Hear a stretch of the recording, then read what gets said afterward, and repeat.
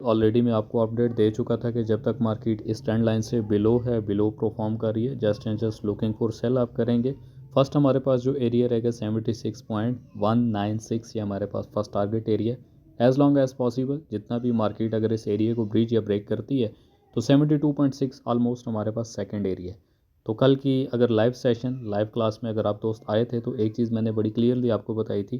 कि हमेशा जब भी नीचे से ऊपर जाने वाली मार्केट अपने फेयर वैल्यू गैप को मुकम्मल करती है तो हमेशा आपने फेयर वैल्यू गैप एरिया के ऊपर अपनी नज़र रखनी है।